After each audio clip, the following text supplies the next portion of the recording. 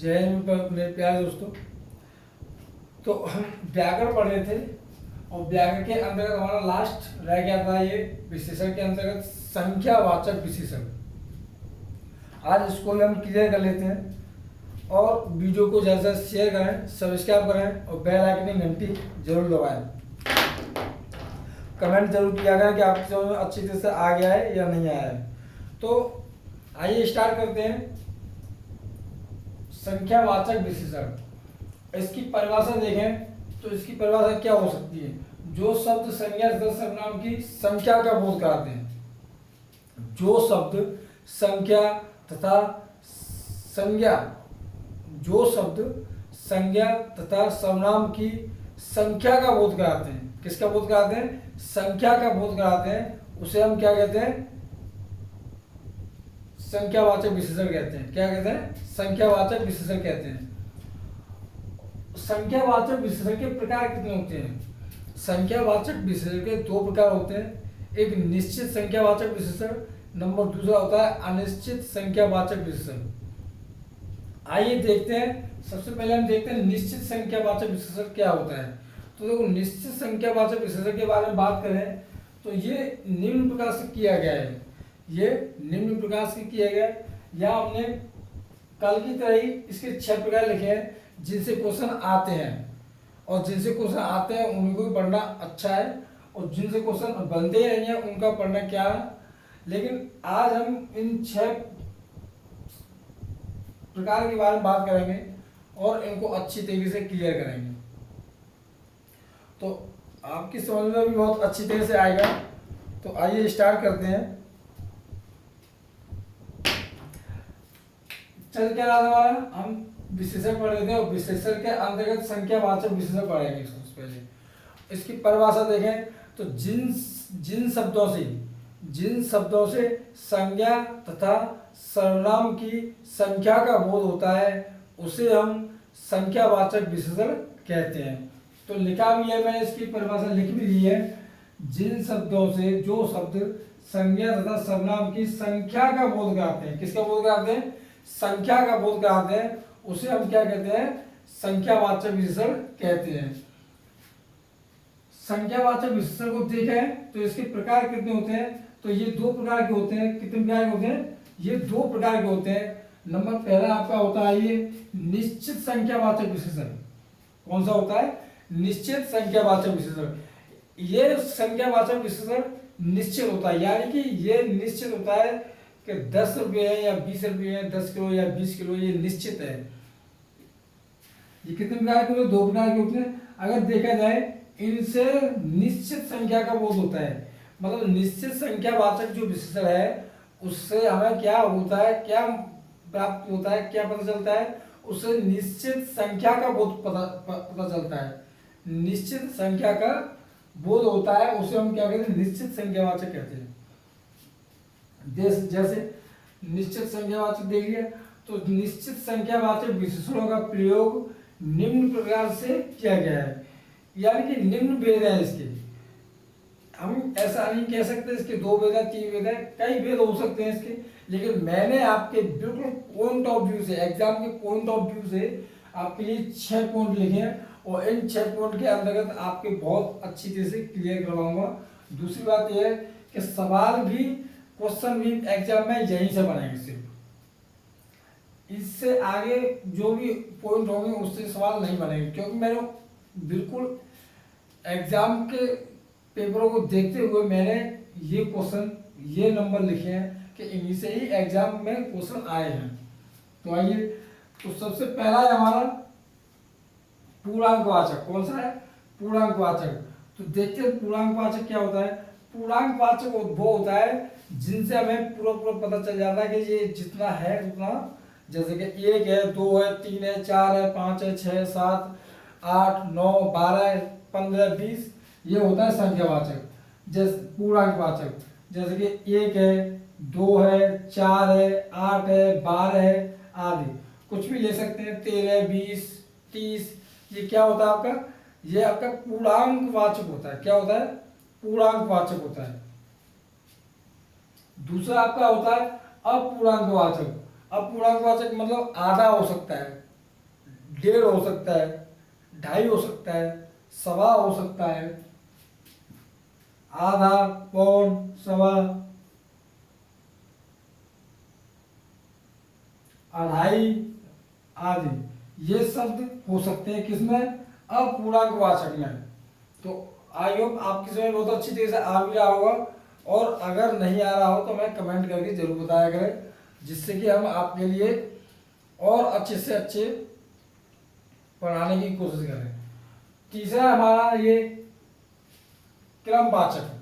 क्रमवाचक में क्या होता है कि क्रमवाचक में ये होता है कि जो भी संख्या होगी वो क्रम में होगी। किस में होगी, क्रम में होगी। जैसे देखें पहला, चौथा, 10वां, 100वां आदि, ये किस में है, क्रम में है। दूसरा हो सकता है, ये किस में, क्रम में दिया है आपका। चौथा है आपका आवृत्तिवाचक। कौन सा है, आवृत्तिवाचक। आवृत्तिवाचक में क्या आ सकता है, जैसे कि हम बोल देते हैं कि इसका 2 गुना, 3 गुना, 4 गुना, 5 गुना, 7 गुना, 100 गुना, 200 गुना। तो ये जो गुना में आते हैं, जो गुना में आते हैं उसको कहते हैं आवृत्तिवाचक। क्या कहते हैं, आवृत्तिवाचक कहते हैं। जैसे कि 2 गुना है, 3 गुना है, 4 गुना है, 100 गुना है, 200 गुना है, 50 गुना है। ये किस में आ जाता है, आवृत्तिवाचक में आ जाता है। नंबर 5 अगर हम देखें तो नंबर 5 में क्या होता है, समुदायवाचक। क्या है, समुदायवाचक। समुदायवाचक को हम क्या कह सकते हैं, जैसे कि हम दोनों, तीनों, चारों, पांचों, सातों, 20। तो ये आते हैं आवृत्तिवाचक में। जैसे कि देखिए दोनों, तीनों, चारों, 8, 10, 12, 20। तो ये किस में आते हैं, आवृत्तिवाचक में आते हैं आदि। तो अगर लास्ट देखें हम, इसका लास्ट क्या है हमारा, प्रत्येक बोधक। क्या है, प्रत्येक बोधक। प्रत्येक बोधक में क्या आता है, जैसे प्रति, प्रत्येक, एक एक, हर एक आदि। प्रत्येक, प्रति, एक एक, हर एक आदि, ये किस में आता है तुम्हारा, ये आता है तुम्हारा प्रत्येक बोधक में। तो आपको समझ में ये बहुत अच्छी तरह से आ रहा होगा, मैं जानता हूँ। और अगर नहीं आ रहा हो तो हम इसको एक बार और पढ़ा देते हैं। संख्यावाचक कुछ चल रहा था, संख्यावाचक के अंतर्गत हम संख्यावाचक की विशेषण, संख्यावाचक विशेषण है, विशेषण के बारे में पढ़ रहे थे। विशेषण आज हम पढ़ रहे हैं संख्यावाचक विशेषण। संख्यावाचक विशेषण की परिभाषा क्या होती है, जिन शब्दों से संज्ञा तथा सर्वनाम के संख्या का बोध होता है उसे संख्यावाचक विशेषण कहते हैं। तो संख्यावाचक विशेषण, जैसे कि नंबर पहला है आपका निश्चित संख्यावाचक विशेषण। निश्चित संख्यावाचक विशेषण क्या होता है, जिन शब्दों से निश्चित संख्या का बोध होता है, जिन शब्दों से निश्चित संख्या का बोध होता है उसे हम क्या कहते हैं, निश्चित संख्यावाचक कहते हैं। निश्चित संख्यावाचक विशेषण का प्रयोग निम्न प्रकार से किया गया है। कितने प्रकार से, निम्न प्रकार से किया गया है। जैसे पूर्णांकवाचक, सबसे पहला है पूर्णांकवाचक। पूर्णांकवाचक देखें तो 1, 2, 4, 8, 12 आदि, ये आपका पूर्णांकवाचक हो गया। नंबर दूसरा है अपूर्णांकवाचक, आधा, पौन, सवा, अढ़ाई आदि, ये आपका अपूर्णांकवाचक है। नंबर तीसरा है क्रमवाचक, पहला, चौथा, 10वां, 100वां आदि, ये आपका क्रमवाचक है कि क्रम से चल रहे हैं।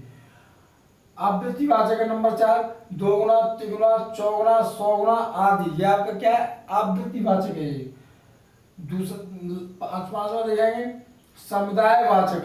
समुदायवाचक क्या है, दोनों, तीनों, चारों, 8, 10, ये क्या है आपका समुदायवाचक हो गया। नंबर लास्ट है आपका प्रत्येक बोधक। प्रत्येक बोधक क्या हो सकता है आपका, जैसे प्रति, प्रत्येक, एक एक, हर एक आदि, ये आपका क्या है, प्रत्येक बोधक है।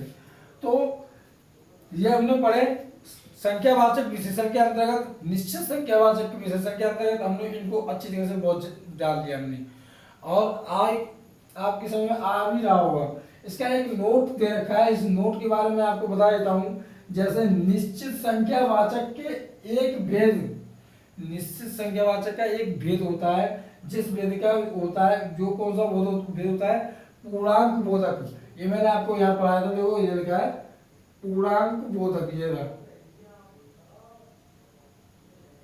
पूर्णांक बोधक।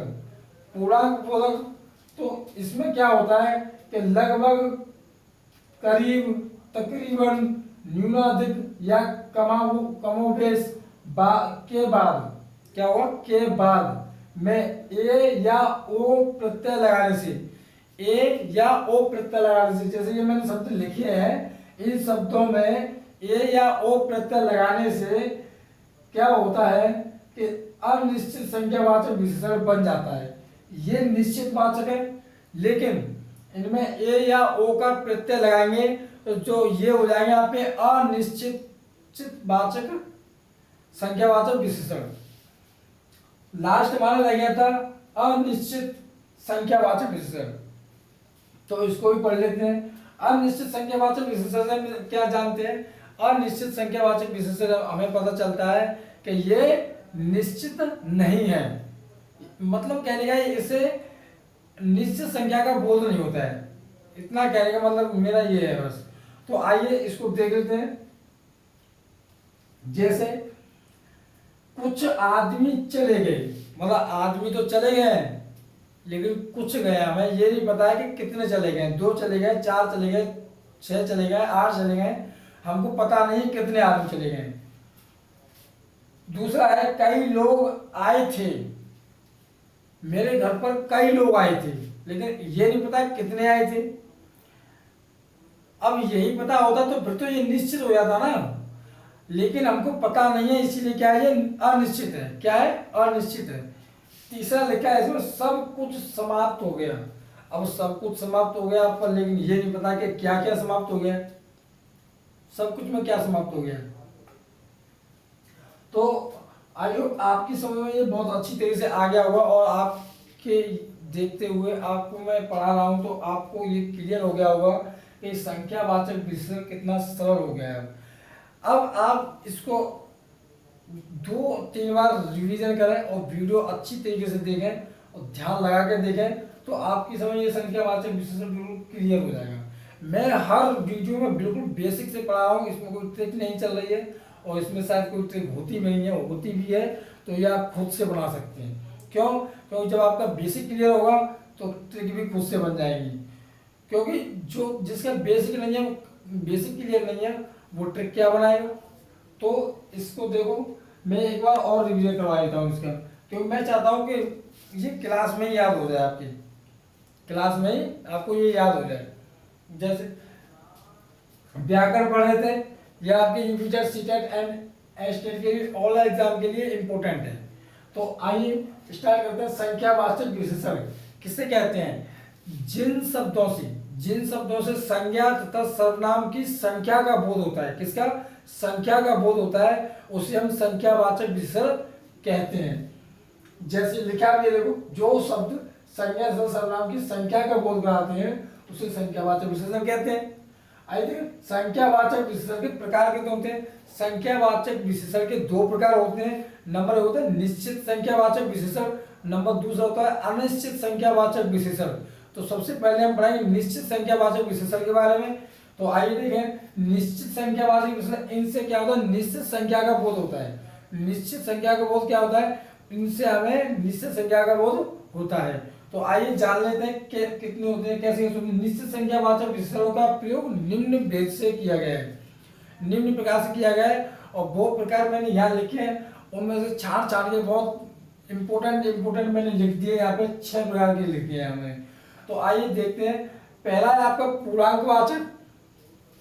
पूर्णांकवाचक होता है 1, 2, 4, 8, 12 आदि। मैंने आपको अभी समझाया था, दोबारा से समझा देता हूँ ताकि आपको इस वीडियो में याद हो जाए। दूसरा है अपूर्णांकवाचक, आधा, पौन, सवा, अढ़ाई आदि, यह अपूर्णांकवाचक है। तीसरा है क्रमवाचक, पहला, चौथा, 10वां, 100वां आदि, यह आपका क्रमवाचक है। चौथा है आपका आवृत्तिवाचक। कौन सा है? आवृत्तिवाचक, जैसे 2 गुना, 3 गुना, 100 गुना, 100 गुना आदि, ये कैसा है? आपका आवृत्तिवाचक है। नंबर 5 है आपका समुदायवाचक, दोनों, तीनों, चारों, 8 और 10, ये आपका क्या है? समुदायवाचक है। लास्ट रह गया आपका प्रत्येक बोधक, प्रत्येक बोधक को देखें तो प्रति प्रति मतलब प्रति कुंटल, प्रति किलो, और दूसरा है प्रत्येक प्रत्येक आदमी को, प्रत्येक गर्ल को, प्रत्येक बॉय को, एक एक आदमी। दूसरा हर एक आदमी, हर एक आदमी, यहाँ पे क्या है, प्रत्येक बोधक है। इस निश्चित संख्यावाचक विशेषण में अब देखें तो एक नोट मैंने यहाँ लिखा है, बहुत इंपॉर्टेंट है ये। देखो, निश्चित संख्यावाचक के एक भेद का पूर्णांक बोधक है। एक भेद क्या है, पूर्णांक बोधक है। इसका विशेषण के पहले, इसके विशेषण के पहले लगभग, करीब, तकरीबन, न्यूनाधिक या कमोबेश के बाद क्या होगा, के बाद अगर इसमें क्या लगा दें, छोटी ए या बड़ी छोटा ओ लगा दें, छोटी ए या छोटा ओ लगा दें, तो ये प्रत्यय में लगाने से क्या होता है कि निश्चित संख्यावाचक अनिश्चित संख्यावाचक में बदल जाता है। किस में बदल जाता है, जो हमारा निश्चित संख्यावाचक होता है वो अनिश्चित संख्यावाचक में बदल जाता है। तो देखिए, ये हमारे यहाँ तक क्लियर हो गया। अब हम देखेंगे इसको, अनिश्चित संख्यावाचक विशेषण क्या होता है। अनिश्चित संख्यावाचक विशेषण देखें तो इनसे अनिश्चित संख्या का बोध होता है। अनिश्चित संख्यावाचक विशेषण का क्या मतलब होता है, अनिश्चित संख्यावाचक विशेषणों से हमें अनिश्चित संख्या का बोध होता है। यानी कि कहने का मतलब यह है, इससे संख्या तो होगी लेकिन हमको पता नहीं होगा कि संख्या कितनी है, इसीलिए कहते हैं अनिश्चित संख्यावाचक विशेषण। तो ये मैंने यहाँ इसकी कुछ एग्जाम्पल लिखे हैं, जैसे कुछ आदमी चले गए लेकिन कुछ गए, हमें ये नहीं पता कितने चले गए। तो इनको पढ़ने के लिए हम बिल्कुल बारीकी से चल रहे हैं और आपकी समझ में आ जाए उस तरीके से चल रहे हैं। दूसरा देखें, कई लोग आए थे, लोग आए थे लेकिन कई आए थे, पता नहीं कितने आए थे, 2 आए थे, 4 आए थे, 10 आए थे, 100 आए थे, 200 आए थे, ये पता नहीं है। तीसरा, सब कुछ समाप्त हो गया। अब क्या समाप्त हो गया ये तो पता ही नहीं है, लेकिन उसने बोल दिया है कि सब कुछ समाप्त हो गया है। अब सब कुछ में हम क्या कहें कि क्या समाप्त हो गया है। तो आपकी समझ में ये अच्छी तरह से आ गया होगा। ये व्याकरण है और व्याकरण में बहुत बिल्कुल बेसिक से पढ़ा रहा हूँ, और बेसिक से ही पढ़ने के लिए मैंने ये चैनल बनाया है। RS स्टडी क्लासेस पर आपका हार्दिक स्वागत करते हैं। आइए और अपने दोस्तों को और जोड़िए। और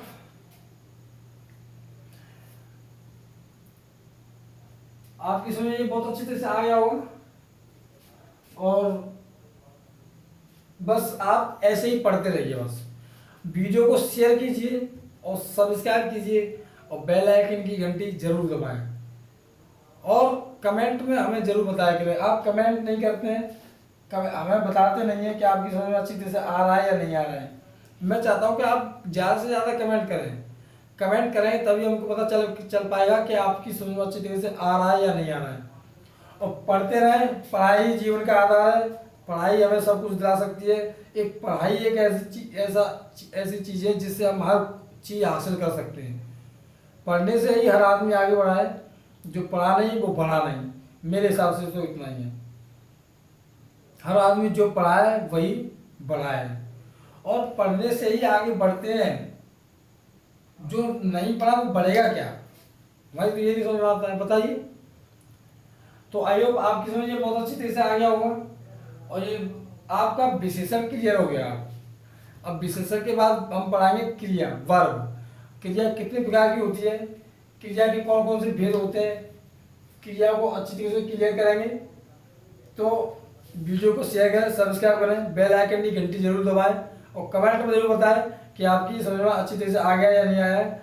थैंक यू, धन्यवाद। आज की इस वीडियो को हम यही समाप्त करते हैं। थैंक यू, जय हिंद।